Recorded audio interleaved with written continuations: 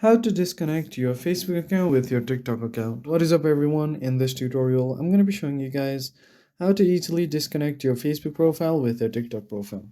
So if you have shared your TikTok link on Facebook or your Facebook link on TikTok, this is how you remove it. First thing you need to do is head over to your facebook.com or Facebook application. And once you land here, you can just simply go ahead and tap on the menu icon at the top right and then tap on your profile. Now, once you land on your profile page, you will see the details option. So just tap on see more about your info. And if you scroll down, you will find your public links right here, which also includes my TikTok. So you just want to tap on the pencil icon to edit it.